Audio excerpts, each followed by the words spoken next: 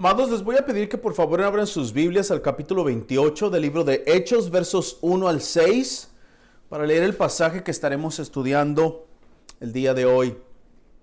Esta tarde estaremos comenzando una nueva serie de 2 sermones en los primeros 10 versículos del capítulo 28, el cual lleva por nombre La Isla Predestinada. Y para comenzar con la primera parte de esta serie, si ya están en Hechos, capítulo 28, verso 1, por favor lean conmigo el pasaje. Si todavía no están allá, por favor escuchen atentos a la santa y suficiente palabra de Dios. Beloved, I'm going to ask you to please open your Bibles to chapter 28, verses 1 through 6 of the book of the Acts of the Apostles, to read the passage that we will be studying today. This afternoon's sermon, we will be starting a new series, which is titled The Predestined Island. This will be in the first 10 verses of chapter 28 of the book of Acts. And to begin with the first part of this series, if you are already in Acts chapter 28 verse 1, please read with me. If you are not there yet, please listen carefully to the holy and sufficient word of God. Verse 1, verso 1. After we were brought safely through, we then learned that the island was called Malta. The native people showed us unusual kindness, for they kindled a fire and welcomed us, because it had begun to rain and was cold. When Paul had gathered a bundle of sticks and put them on the fire, a viper came out because of the heat and fastened on his hand. Verso 4, cuando los habitantes vieron el animal colgando de su mano, decían entre sí, sin duda que este hombre es un asesino, pues aunque fue salvado del mar, la diosa justicia no le ha concedido vivir. Pablo, sin embargo, sacudiendo la mano, arrojó el animal al fuego y no sufrió ningún daño.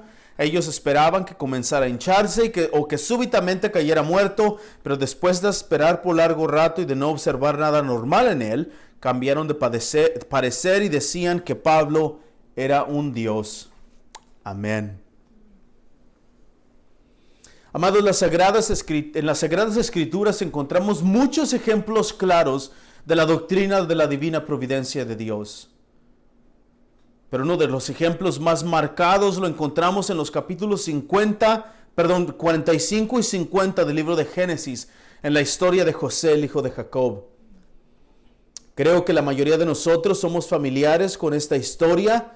Recordamos que Jacobo tuvo 12 hijos. De esos 12 hijos, José era el preferido, por así decirlo, o el que amaba más porque era el hijo de su vejez. Y Jacobo le hizo una túnica de muchos colores a José, y sus hermanos vieron que a Jacob le hizo una túnica y que amaba más a José, y por eso lo odiaban más y no podían hablarle amistosamente, dice la palabra del Señor. Beloved, in the Holy Scriptures we find many clear examples of the doctrine of the divine providence of God. But one of the most remarkable examples is found in chapters 45 and chapter 50 of the book of Genesis, in the story of Joseph, the son of Jacob. I think that most of us are familiar with that story. Jacob had 12 children. Of those 12 children, Joseph was the favorite, so to speak, or the one that Jacob loved the most because he was the son of his old age, as the scripture tells us. And Jacob, we read in the scriptures, Jacob made Joseph a colorful robe, and his brothers saw that Jacob loved Joseph more, and that's why they hated him and could not talk peacefully to him, as we read in the scriptures.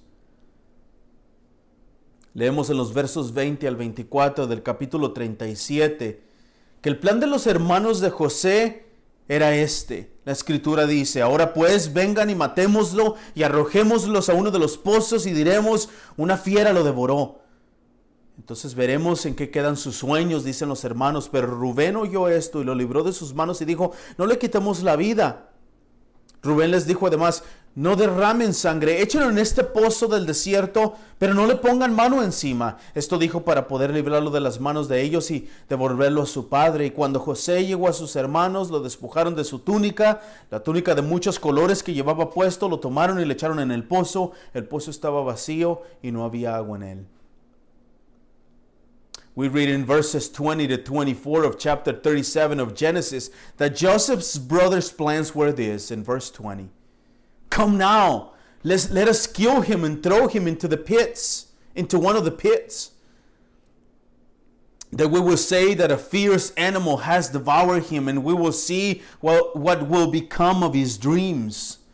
But when Reuben heard it, he rescued him out of their hands, saying, "Let us not take his lives." And Reuben said to them, "Shed no blood, throw him in this pit in the wilderness, but do not lay a hand on him, that he might rescue him out of their hand, to restore him to his father." In verse 23 we read, "So Joseph came to his brothers. They stripped him of his robe, the robe of many colors that he wore, and they took him and threw him into a pit. The pit was empty, there was no water in it." Después de esto leemos en la historia que pasó una caravana de hombres que viajaban rumbo a Egipto, y los hermanos de Josué lo vendieron a estos hombres, y estos hombres lo llevaron a Egipto. Ya estando José en Egipto, un oficial de Faraón compró a José y se lo llevó a vivir a ese lugar. Y es aquí donde podemos comenzar a ver el plan, la soberanía, pero sobre todo la providencia de Dios. En los versos 2 y 3 del capítulo 39, el Espíritu escribió estas palabras: "Pero el Señor estaba con José, que llegó a ser un hombre próspero y vivía en la casa de su amo el egipcio. Vio su amo que el Señor estaba con él, y el Señor hacía prosperar en su mano todo lo que él hacía." After this, we read that a caravan traveling to Egypt passed through, and Joseph's brothers sold him to these men, and these men took him to Egypt. Now, there being in Egypt, now an officer of Pharaoh brought Joseph to live in that place in Egypt. And this is where we can begin to see the plan, the sovereignty, but above all, the providence of God in this story. In verses 2 and 3 of chapter 39, the Spirit wrote these words for us. "The Lord was with Joseph, and he became a successful man, and he was in the house of his Egyptian master. His master saw that the Lord was with him, and that the Lord caused all that he did to succeed in his hands." Amados, toda esta narrativa nos lleva entonces al tiempo en que José estuvo en Egipto. Durante este tiempo José fue acusado falsamente de abusar de la esposa de Potifar, el faraón. Lo pusieron en la cárcel. Allí en la cárcel José interpretó 2 sueños. Uno de ellos era el sueño del copero del rey, el otro sueño el del panadero del rey. Pero no solo que José interpretó los sueños, sino que esos sueños se cumplieron tal y como José lo había dicho. Después de esto, Faraón tuvo un sueño. José fue recomendado a Faraón para que interpretara su sueño. José interpretó el sueño de Faraón cuando nadie más pudo hacerlo, y esto le hace ganar el favor de Faraón, y José se convierte de preso a gobernador en todo Egipto. All this narrative takes us to the time in which Joseph was in Egypt. During this time, Joseph was falsely accused of abusing Potiphar's wife. They put him in jail. Then in prison, Joseph interprets 2 dreams. One was the king's cupbearer's dream, and the other was the king's baker's dream. But not only that Joseph interpreted the dreams, but those dreams were fulfilled just as Joseph had said. After this, we remember Pharaoh had a dream. Joseph has recommended to Pharaoh to interpret his dream. Joseph interprets Pharaoh's dream when nobody else could do it, and this makes him to win the favor of Pharaoh. And Joseph becomes from prisoner to governor of everything in Egypt. Y es en el capítulo 45, hermanos, versos 5 al 8, que José pronuncia estas palabras a sus hermanos. "Ahora pues no entristezcan ni les pese el haberme vendido aquí, pues para preservar sus vidas me envió Dios delante de ustedes, porque estos son 2 años Ha habido hambre en la tierra y todavía quedan otros 5 años en los cuales no habrá ni siembra ni siega. Dios me envió delante de ustedes para preservarles un remanente en la tierra y para guardarlos con vida mediante una gran liberación. Ahora pues, no fueron ustedes los que me enviaron aquí, sino Dios. Él me ha puesto por padre de Faraón y señor de toda su casa y gobernador sobre toda la casa de Egipto. So it is in chapter 45, verses 5 through 8, that we read these words of Joseph to his brothers. And now do not be distressed, Joseph says, or angry with yourselves because you sold me here. For God sent me here to preserve your life. For the famine has been in the land these 2 years, and there are yet 5 years in which there will be neither plowing or harvest.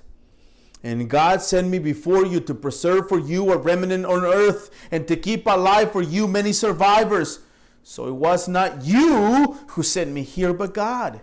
He has made me a father to Pharaoh and Lord of all his house and ruler over all the land of Egypt.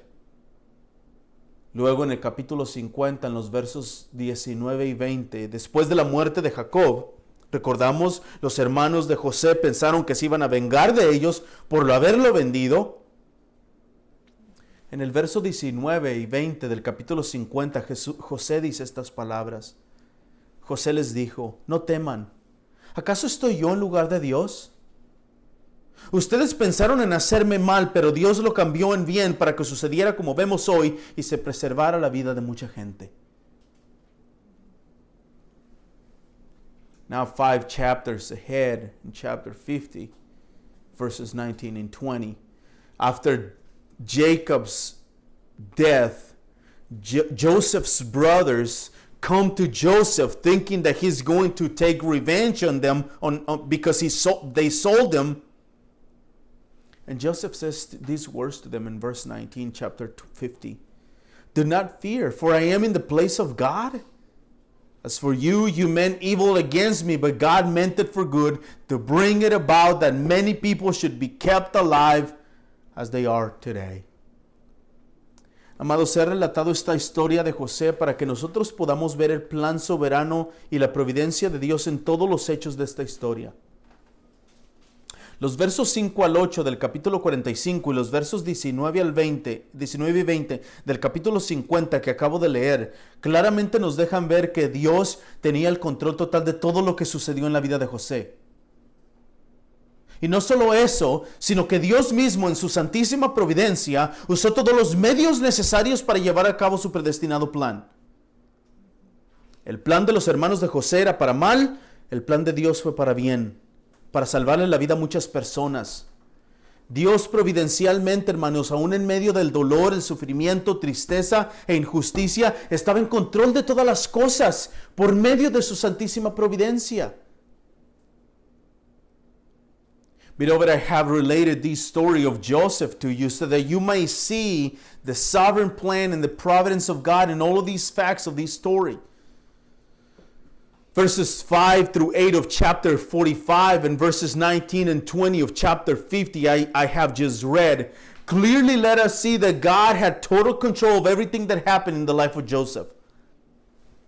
Not only that, but God himself in his most holy providence used all the necessary means to carry out his predestined plan. The plan of the brothers of Joseph was for evil. The plan of God was for good, to save the lives of many people. God providentially, even in the midst of pain, suffering, sadness, injustice, he was in control of all the things through his most holy providence. He venido hablando de providencia en los últimos 5 sermones. La palabra providencia está compuesta de 2 palabras, pro y vide, en el idioma latín, que significa respectivamente antes y ver. Lo cual significa que Dios vio desde antes lo que iba a suceder. Y amados, necesito que esto quede claro en sus mentes. La providencia de Dios no es una variación de la omnisciencia de Dios, el atributo de Dios que nos enseña que Dios todo lo sabe, Sí, afirmamos que Dios todo lo sabe. Pero la doctrina de la providencia de Dios va más allá de enseñarnos que Dios todo lo sabe. La doctrina de la divina providencia de Dios nos enseña que Dios sabe todas las cosas que sucederán de antemano porque Él mismo las ha decretado que sucedan de esa manera. Dios lo planeó así. I have been speaking of the providence of God, of the doctrine of the providence of God through the last 5 sermons. Or this will be the 5th. The word providence comes to us from the Latin language that consists in 2 words, pro and vide, meaning respectively before and seeing, which means that God saw beforehand what was going to happen. Beloved, I need this to be clear in your minds. The providence of God is not a variation of His omissions. The attribute of God that teaches us that God knows everything. Yes, we do affirm that God knows everything. He's omniscient. But the doctrine of the divine providence of God goes beyond teaching us that God knows everything. The doctrine of the divine providence of God teaches us that God knows all things and how they will happen beforehand because He Himself decreed those things to happen that very way. Y amados, esta tarde estaremos viendo en el comienzo de este capítulo 28 de hechos dirigidos y predestinados por la divina providencia de Dios. Ya hemos visto y comprobado esto a través del capítulo 27, pero ahora Lucas nos deja ver esto una vez más en los hechos ocurridos en la llegada de los misioneros a la isla predestinada por Dios. Y para introducir el sermón de esta tarde, les voy a pedir que consideren conmigo el sermón de esta tarde en 2 puntos principales. El primero de ellos estaremos estudiando las acciones del apóstol Pablo en los versos 1, 3 y 5. Brincaremos 1, 3 y 5. En el segundo punto de nuestro sermón estaremos estudiando los prejuicios de los habitantes de la isla de Malta en los versos 2, 4 y 6. And beloved, this afternoon we will be seeing at the beginning of this chapter 28 of the book of Acts more facts directed and predestined by the divine providence of God. We have already seen and proved this throughout chapter 27, I already said in the last 4 sermons. But now Luke lets us see this one more time in the events that occur in the arrival of the missionaries to the island predestined by God. And to introduce this sermon, I'm going to ask you to consider with me this afternoon's sermon in 2 main points. The first of them is found in the actions of the Apostle Paul in verses 1, 3, and 5. And the second point of our sermon, in the second point of our sermon, we will study the prejudices of the inhabitants of the island of Malta in verses 2, 4, and 6. Les voy a pedir, hermanos, por favor que pongan atención al primer verso de este capítulo, donde estaremos comenzando con el primer punto de este sermón. Y el verso 1 nos da información de 3 cosas importantes de esta narrativa. Es interesante notar las palabras que escogió Lucas para narrarnos esta historia. En el verso 1 leemos, una vez que ellos estaban a salvo, nos enteramos de que la isla se llamaba Malta.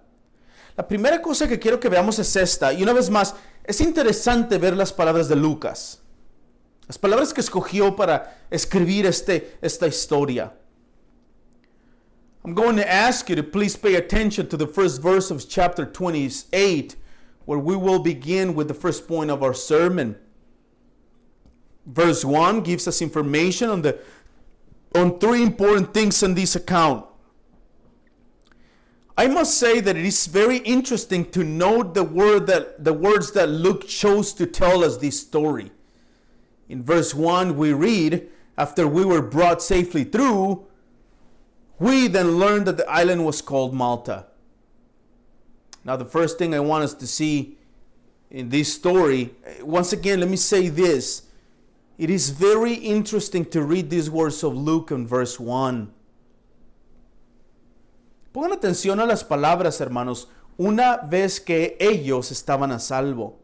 La pregunta que surge de esta palabra es, ¿quiénes son los ellos a los que se refiere Lucas. Si regresamos a los versos 43 y 44 del capítulo anterior, el centurión, al querer salvarle la vida a Pablo, ordenó que los que supieran nadar se arrojaran al agua y llegaran a la tierra. Después de esto, los que no sabían nadar deberían seguir a los que sabían nadar en tablones y otros diferentes objetos que surgieron del barco despedazado. Pay attention to these words in verse 1. After we were brought safely through, which our Spanish translation, the NBLH, which is the same translation as the NASB, renders these words in verse 1. When they had been brought safely through. Now the question that arises from these words in the NASB, who are the they to whom Luke is referring there in verse 1? If we return to verses 43 and 44 of the previous chapter, the centurion wanting to save Paul's life commanded that all those who could swim jump over the board and first make for the land. After this, the rest of the people on planks or on pieces of the ship would also make it safely to land. Esta información, hermanos, de los versos 43 y 44 del capítulo anterior, nos deja ver dos cosas importantes de las que hablé al principio de este verso 1. Número 1, el ellos que leemos ahí en el verso 1 se refiere a aquellas personas quienes no sabían nadar. La segunda cosa importante en este verso 1 es que Lucas sí sabía nadar, porque llegó primero. Esto es claro en las palabras, una vez que ellos estaban a salto. Esto significa que Lucas estaba entre aquellos quienes sabían nadar, los que se aventaron primero al agua y llegaron primero a la isla. This information from verses 43 and 44 of the previous chapter helps us to know two important things that I spoke about at the beginning of this verse 1. The number one is that the they we read in the NASB of this verse refer to those people who did not know how to swim. The second important thing to notice in this verse 1 is that Luke, apparently he knew how to swim. This is clear from the reading of the words when they had been brought safely through. This means that Luke was among those who went in the water first and got to the island first. Y la tercera y última cosa que nos informa este verso 1 es que ya estando en la isla ellos se dieron cuenta de su nombre, más bien del lugar donde ellos llegaron. Recordemos dos cosas importantes, hermanos, de la información del nombre de esta isla. La primera de ellas es recordar que la isla predestinada o profetizada por el apóstol Pablo en el verso 26, esta es esa isla de la que habló Pablo. Número 2, el verso 39 también del capítulo anterior, Lucas nos dice que los marineros no reconocían la tierra a primera vista. Aquí en el verso 1 ya supieron que la isla predestinada tenía por nombre Malta. And the third and last thing that this verse 1 informs us is that they were already on the island when they realized its name, or rather, where they arrived to. Recall two important things about the name of this island. The first of this is to remember that this is the predestined island prophesied by the Apostle Paul in verse 26 of the previous chapter. The second is that in verse 39, also from the previous chapter, Luke tells us that the sailors did not recognize the land at first sight. Here in verse 1, they already know that the predestined island was called Malta. Ahora, no es necesario, hermanos, entrar en detalles de cómo se dieron cuenta que la isla tenía por nombre Malta, porque el texto mismo no nos da esa información. Pero de cualquier forma, sí es importante recordar que Dios soberana y providencialmente les ha salvado la vida a las 276 personas que viajaban en el barco. Obviamente esto incluye a los misioneros. Es necesario probablemente mencionar que el significado del nombre de esta isla es lugar de refugio. Malta significa lugar de refugio. Es como si Dios, por encima de todas las cosas que ha hecho para su gloria, para llevar a cabo su plan y para dentro de su misma misericordia salvarle la vida a los misioneros, está diciendo: ahora miren, después de salvarlos, los he llevado a este lugar de refugio. Ahora es necesario, hermanos, que podamos nosotros ver las acciones del apóstol Pablo a la llegada de la isla.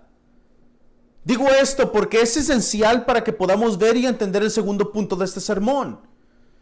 El diccionario Oxford en el idioma inglés define la palabra prejuicio de esta manera: opinión preconcebida que no se basa en razón o experiencia real. La segunda definición del diccionario es esta: odio, hostilidad o comportamiento injusto derivado de opiniones infundadas.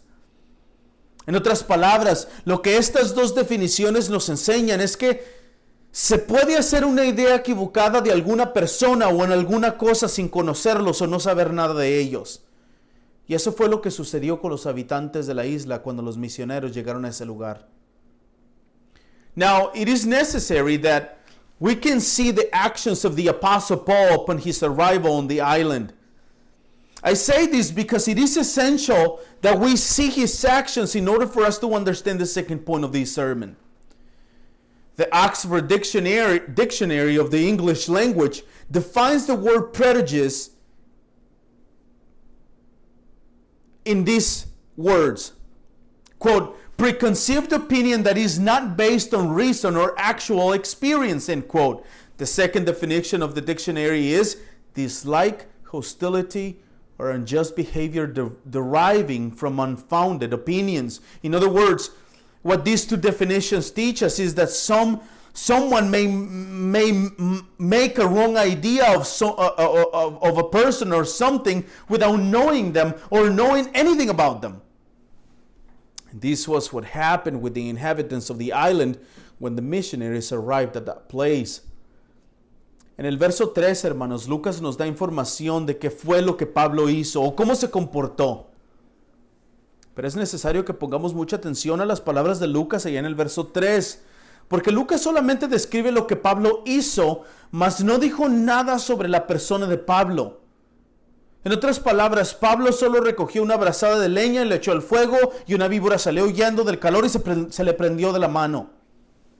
Varias cosas podemos deducir de estas palabras. Número 1, Pablo, a pesar de estar probablemente haber llegado cansado de nadar, como todas las demás personas, especialmente una vez más los que nadaron, Pablo no se sentó a ser servido por los demás. Él mismo se ocupa de traer los palos de madera para que el fuego continuara y todos se secaran y se calentaran, dado al frío que hacía esa mañana, como leemos en el verso 2. In verse 3, Luke gives us information about what Paul did or how the apostle behaved. But we need to pay close attention to Luke's words in this verse 3.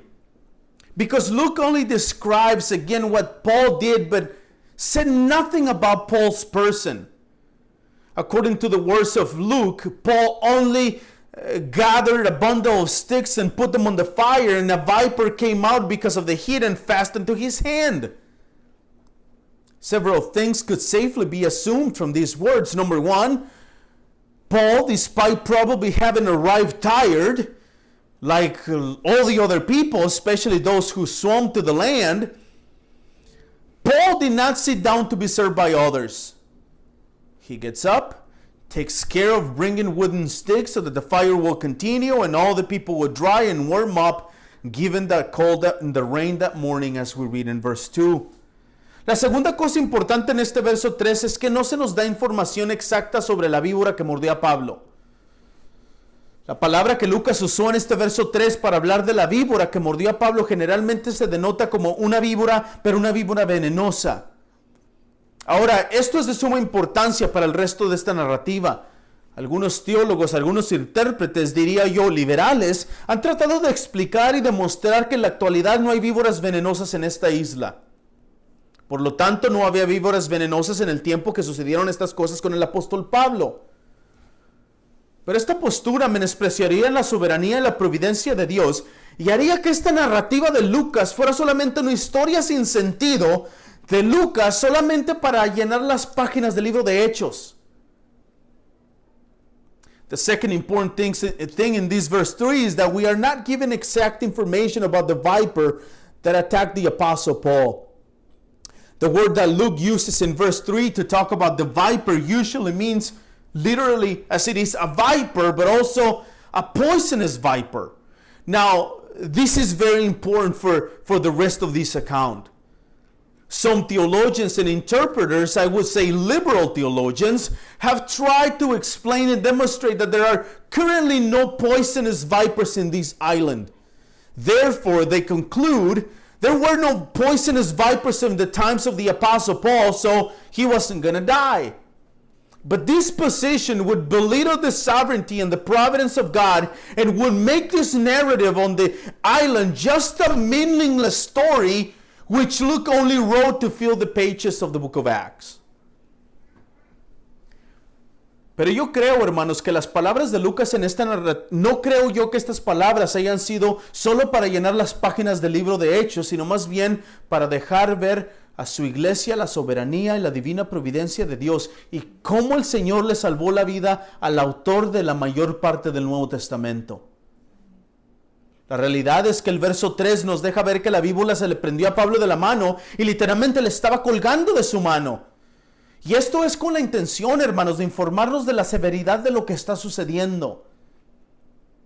Pero el verso 5 nos da información importante. Ahí leemos que Pablo, sin embargo, sacudiendo la mano, arrojó al animal al fuego y no sufrió ningún daño. Beloved, I do not believe that the words of Luke in this narrative were just to fill the pages of this book of Acts, but rather to let his church see his sovereignty, his divine providence, and how the Lord saved the life of the author of great part of the New Testament in our Bibles. The reality is that verse 3 lets us see that the viper was attached to Paul's hand and was literally hanging from his hand. And I think that this is with the intention of Luke to inform us of the severity of the facts. But verse 5 gives us important information. There we read that Paul, however, shook off the creature into the fire and suffered no harm. En este momento, hermanos, lo último que Pablo está pensando es en el bienestar de la víbora. Para este momento es más valioso la vida de un ser humano que la vida de una víbora. La víbora está haciendo exactamente lo que debe hacer porque para eso fue creada por Dios. En otras palabras, la víbora está actuando como una víbora. El apóstol, al ver a un animal colgando de su mano, simplemente la arrojó al fuego y a él no le sucedió nada. At this moment, the last thing Paul is thinking about is the welfare of the viper. For this moment, the life of a human being is more valuable than the life of a viper. The snake is doing exactly what it should do because he's doing whatever it was created by God to do. In other words, the viper is acting like a viper. And the apostle, seeing the animal hanging from his hand, simply threw it into the fire and nothing happened to him. Pero amados, quiero que recordemos la definición de prejuicio que di anteriormente. Esta palabra significa formar una idea o alguna opinión de algo o de alguien sin tener ninguna razón. Si pusimos especial atención a las palabras de Lucas en estos tres versos 1, 3 y 5, Lucas solo detalló lo que sucedió con la víbora, pero nunca dijo nada de la persona de Pablo. Nunca dijo nada de sus palabras, de sus opiniones, de su vida, etc. Y lo que hacen los habitantes de la isla es precisamente prejuzgarlo sin tener ningún tipo de información de Pablo. But dear ones, I want us to remember the definition of the words prejudice that I gave earlier in my introduction. These words means to form some opinion of something or someone without having any reason for it. If we paid special attention to the words of Luke in these three verses, 1, 3, and 5, Luke only details what happened with the viper, but never said anything about the person of Paul. Luke never said anything about Paul's words or his opinions, his life, or etc. And what the inhabitants of the island do is precisely to prejudge, presuppose, or to assume without having any kind of information about the apostle's life. Y es aquí, hermanos, donde llegamos al segundo punto de nuestro sermón. Y en este veremos los detalles de los prejuicios de los habitantes de la isla en los versos 2, 4 y 6.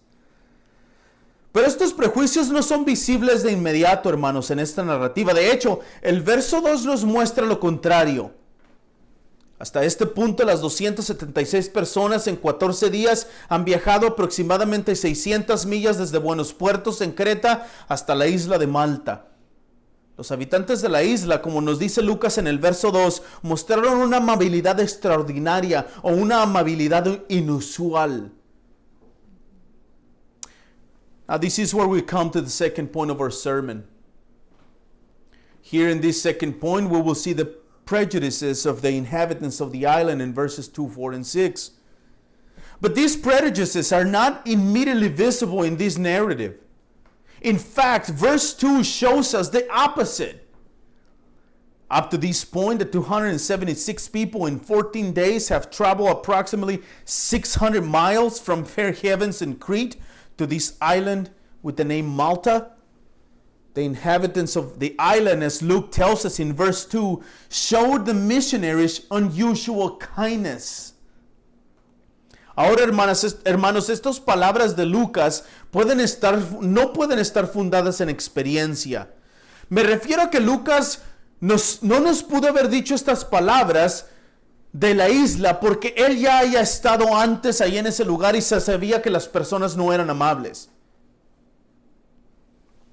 Y ahora en esta situación eran extraordinariamente o inusualmente amables. Más bien, estas palabras son escritas en una forma general. Los habitantes de la isla, los bárbaros, como eran conocidas las personas de partes remotas del mundo que viajaban, que vivían bajo costumbres y lenguaje no en el griego, sino en su propio idioma, mostraron toda clase de atenciones amables a las personas que llegaron en la isla. Now, these words of Luke may not be based on experience.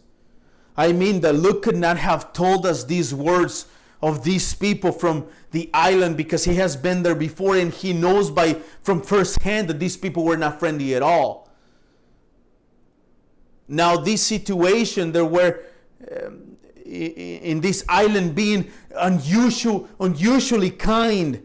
I think that what Luke is telling us in this text is in a general form, in a general sense. The inhabitants of the island showed all kinds of kind attentions to the people that came to the island in a general sense. Estas acciones extraordinarias e inusuales de amabilidad se mostraron a ellos encender una fogata y ayudar a las personas que habían llegado por el frío y la lluvia. Si nosotros nada más leyéramos esta narrativa hasta las palabras del verso 2, podríamos fácilmente deducir que las personas de la isla eran personas muy amables y serviciales. Pero la realidad es que el resto de esta narrativa nos deja ver que no solo no eran esto, sino que también hasta cierto punto eran personas injustas y con muchas costumbres religiosas y prejuicios. These extraordinary and unusual kinds of acts of kindness were shown to the castaways, lighting a bonfire and helping the people who had arrived there. If we only read this account until these words of verse 2, we could easily assume that the people of this island were very kind and helpful people. But the reality is that the rest of this narrative lets us see that not only they were not that, meaning kind, but they were also to some extent judgmental people with many religious customs and biased opinions. Esta religiosidad y prejuicios se hacen visibles en el verso 4. Lucas nos dice ahí que cuando los habitantes vieron el animal colgando de su mano, decían entre sí: sin duda que este hombre es un asesino, pues aunque fue salvado del mar, la diosa justicia no le ha concedido vivir. Estas palabras, hermanos, en estas palabras podemos concluir dos cosas. Número uno, estas palabras eran en parte verdad. Y número dos, estas palabras eran una suposición o un prejuicio. And this religiosity and biased opinions are made visible in verse 4. Luke tells us there that when the native people saw the creature hanging from his hand, they said to one another, "No doubt this man is a murderer. Though he has escaped from the sea, justice has not allowed him to live." In other words, we are able to determine two things out of these texts. Number one, these words are part truth. And number two, these words were an assumption about the person of Paul. Nuestra primera conclusión, hermanos, nos deja saber que los habitantes de la isla pudieron deducir correctamente sobre Pablo al darse cuenta de que Pablo se había salvado del mar. ¿Por qué? Al final de cuentas llegó vivo a la isla. Esta es una suposición correcta dada la información y razones que tienen para llegar a esta conclusión. Pero todo este versículo nos deja ver que estos habitantes hicieron más suposiciones y más prejuicios que concluir con verdades con razón. Our first conclusion of the words of Luke in verse 4 lets us know that the inhabitants' assumption about Paul were rather true when they realized that Paul had been saved from the sea, because at the end of the day, he was alive there in the island. And in other words, they put the pieces together and they realized, well, he's saved. This is a correct or a true assumption given to the information and reasons they have put together or collected to reach that conclusion. But this whole verse lets us see that these inhabitants made more assumptions and more prejudices than conclude truths with reason. Veamos esto con detalles y atención, hermanos. Lucas nos dice ahí en el verso 4 que cuando los habitantes vieron al animal colgando de su mano, decían entre sí, sin duda que este hombre es un asesino. Primeramente, ¿cómo sabían ellos que Pablo era un asesino? Esto es un prejuicio. Es una opinión negativa sobre una persona que ellos no conocen. Estas palabras no solo nos demuestran esto, sino que también nos demuestran su idea general o sentido general abstracto de la justicia. Como un tipo de justicia divina, no de Dios en un sentido general, sino de un Dios abstracto que no conocían. Let's see these assumptions and prejudices of the islanders with details and attention in verse 4. Luke tells us there that when the native people saw the creature hanging from his hand, they said to one another, no doubt this man is a murderer. First, how did they know that Paul was a killer or a murderer? This is a prejudice. This is a negative opinion about a person that they do not know. These words not only show us this, but also show us their general idea or their general abstract sense of justice. As a kind of divine justice, of course, this is not the justice of God, but in a general sense. Pongamos atención a las palabras. Ellos dicen, sin duda, Pablo era un asesino. Como si ser un asesino fuera el peor de los delitos, o peor aún, como si ser un asesino fuera el peor de los pecados. Que la justicia, dicen ellos, tiene que hacerse cargo de aquella persona que es un asesino. Amados, todos los pecados, todos y cada uno de ellos, fornicación, adulterio, mentira, aun las mentiras blancas, como algunos los conocen, todos y cada uno de los pecados serán castigados. Ya sea que hayan sido imputados a Cristo en la cruz para la salvación de los elegidos, o que sean cobrados por Dios en el mismo día del juicio aquellos que no confiaron y no creyeron en Cristo. Pay attention to Paul's words. Luke's words. The islanders said, no doubt this man is a murderer.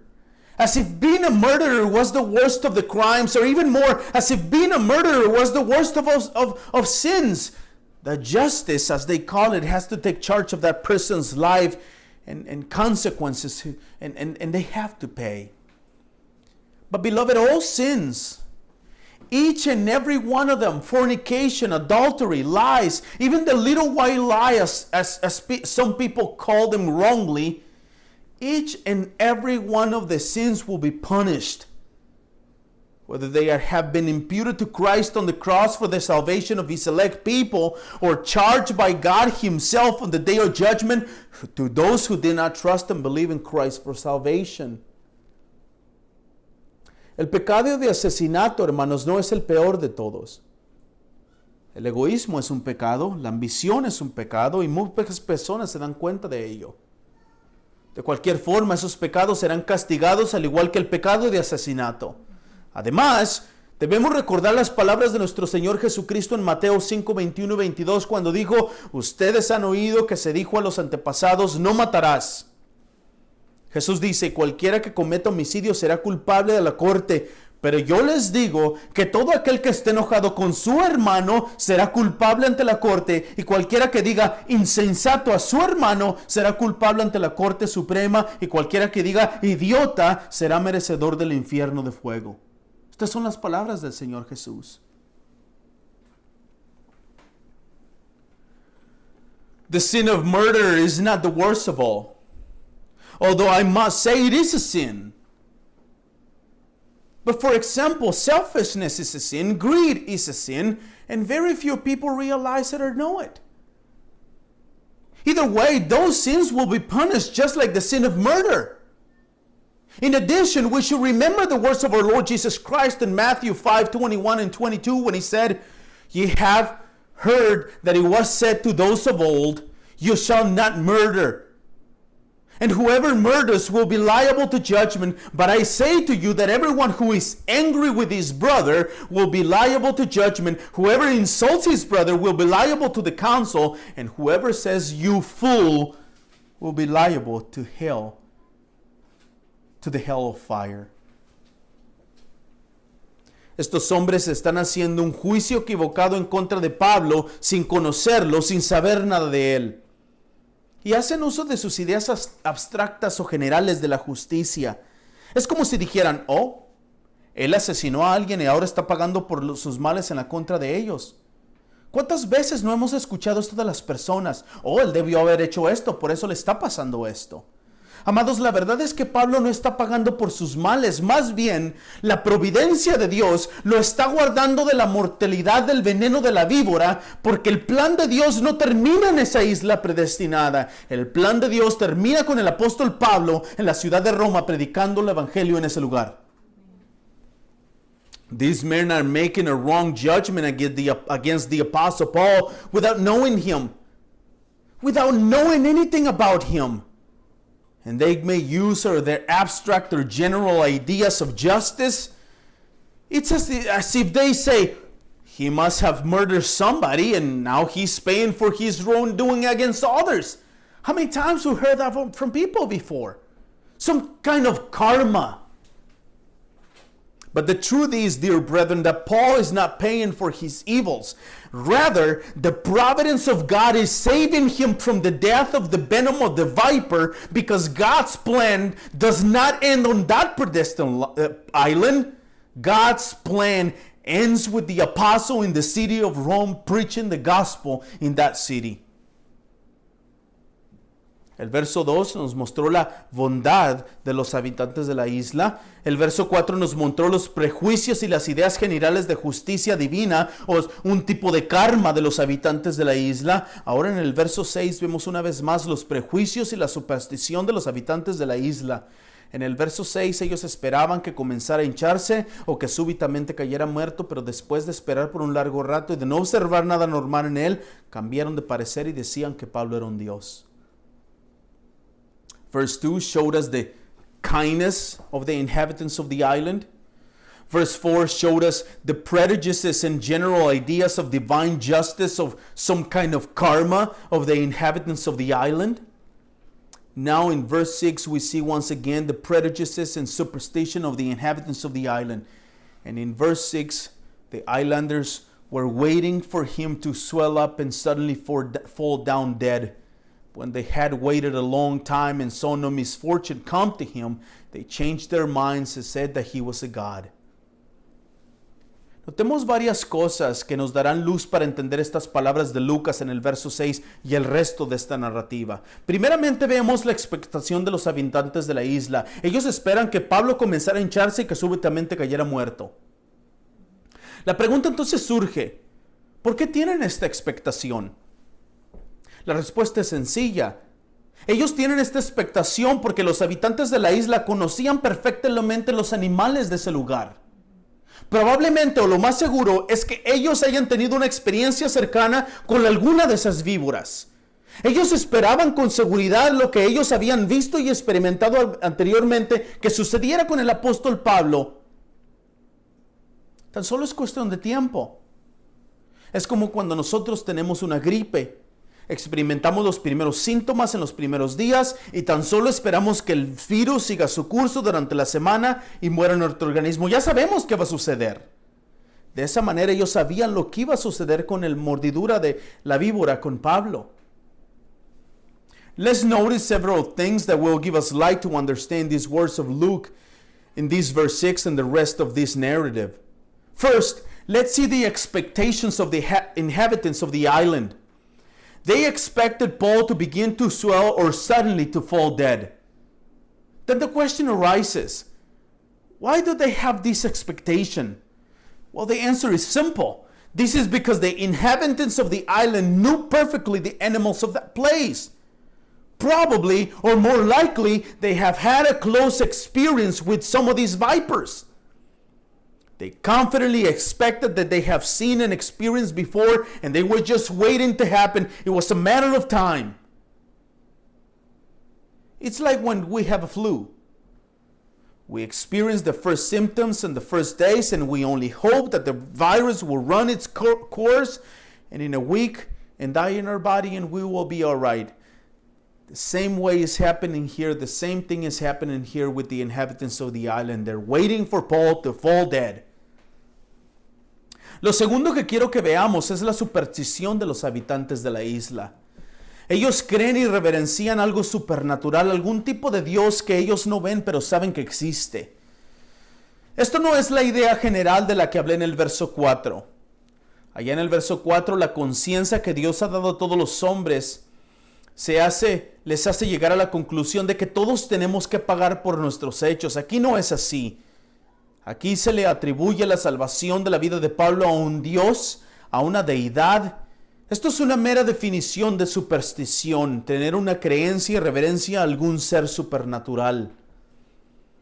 The second thing I want us to see is the superstition of the inhabitants of the island. They believed and reverenced something supernatural, some kind of God that they didn't know or see, but they knew it exists. This is not the general idea of what I spoke about in verse 4 though. There in verse 4 I spoke about the consciousness that God has given to all human beings and brings to people to come to the conclusion that we all have to pay for our deeds. Every man, every person knows that. God has given a conscience to every single one of us, and that conscience tells us you have to pay for what you're doing. God has given us that conscience. It's a gift from God, but people nowadays call it a different way, call it karma. That's not what it is. It's God-given conscience to all human beings. Again, that is not the case here. The deliverance of Paul's life is attributed to a God, to a deity. This is the mere definition of superstition. Having a belief of some kind of reverence of some supernatural being. This is the very case of the people of the island. Lo tercero que quiero que notemos en el verso 6 es que nadie, hermanos, nada podrá detener los planes de Dios. Ni la tormenta en el mar, que por cierto, Dios mismo levantó. Ni las víboras venenosas, que por cierto, el Señor mismo permitió dentro de su soberanía que atacara a Pablo. Nada, hermanos. Nadie podrá detener el plan soberano de Dios de llevar a Pablo a la ciudad de Roma. Dios es soberano, Dios tiene el control de todas las cosas y Dios providencialmente usa todas las cosas para guardar a sus elegidos, aun las cosas que parecen detener su plan, como la mordedura de una víbora. The third thing I want us to notice in verse 6 is that nothing can stop God's plans. The storm at the sea, which, by the way, God himself raised. Not even the poisonous vipers, which, again, by the way, the Lord himself allowed within his sovereignty to attack Paul. Nothing, beloved, no one will be able to stop God's sovereign plan to take Paul to Rome. God is sovereign. God is in control of all things, and God providentially uses all things and all means to keep his elect people. Even the things that seem to stop his plan. like a bite of a viper. Amados, estos seis versos nos dejan ver claramente los prejuicios de los habitantes de la isla. Sin razón alguna, sin conocer a Pablo, asumieron cosas de él y aún hasta lo condenaron a la muerte usando como pretexto la justicia divina. Una vez más, esto no es nada más que sus mismas conciencias recordándoles que todo pecado se debe pagar. Pero no solo esto, sino que al ver que no le sucedió nada al apóstol, los habitantes entonces apelaron a entender que lo que estaba sucediendo a la superstición y cambiaron sus mentes de decir que Pablo era un asesino a que Pablo era un dios. Beloved, these 6 verses let us see clearly the prejudices of the inhabitants of the island. For no reason, without knowing Paul, they assumed things about him and even condemned him to death, making the use of their divine justice as a pretext. Once again, this is nothing more than their own consciences reminding them that all sin must be paid for. But not only this, but seeing that nothing happened to the apostle, the inhabitants then appealed to their understanding that what's happening to Paul was superstition and changed their minds to say that Paul was not a murderer, but Paul was a god. Ahora, hermanos, esta no es la primera vez en este libro de los Hechos que vemos que se confunde a los siervos de Dios, a los apóstoles, a los misioneros con algún tipo de divinidad o algún tipo de Dios pagano. Como podemos recordar en el capítulo 14 de este libro de los Hechos, ya vimos algo parecido cuando los hombres de Listra creyeron que Pablo y Bernabé eran dioses. Ahora Lucas no nos da información de que Pablo haya corregido a las personas de la isla de su error. Esto es lo más probable porque el mismo Lucas nos dice en el verso 4 que ellos decían entre sí. En otras palabras, la creencia de que Pablo era un dios no fue tan obvia, o vamos a decirlo así, abierta, como en el caso de Hechos 14. De cualquier forma, amados, nosotros tenemos suficiente evidencia en las escrituras para poder llegar a la conclusión que el apóstol Pablo no solo corrigió esta creencia, sino que lo más importante, Pablo los haya apuntado a Cristo, al único y suficiente Salvador. Now, this is not the first time in this book of Acts that we see that people is confusing the servants of God, the apostles or the missionaries with some kind of divinity or some pagan god. As we remember in chapter 14 of this book of Acts, we already saw something similar to this case of the island of Malta. When the men of Lystra believed that Paul and Barnabas were gods. Now, Luke does not give us information that Paul corrected the people of the island from their error. This is most likely because Luke himself tells us in verse 4 that they said to one another. In other words, the exaltation and belief that Paul was a god was not obvious or as open as in the case of Acts 14. The conversation was mostly amongst them. In any case, whether it was open or not, we have enough evidence in the scriptures to be able to reach the conclusion that the Apostle Paul not only corrected the disbelief of the people of the island, but most importantly, we know for a fact that Paul pointed these people to Christ and preached the gospel to them, pointed them to the only Savior. Amados, esta tarde quiero exhortarles una vez más a que confíen en el Dios poderoso que guardó al apóstol Pablo y a los misioneros, no solo del naufragio, sino también del ataque de un animal para quitarle la vida al apóstol. Amados, ningún hecho, ningún hombre, ninguna mujer, ninguna decisión, ninguna acción, ninguna cosa puede detener los planes de Dios. Como lo mencioné anteriormente, Pablo no está pagando por sus males.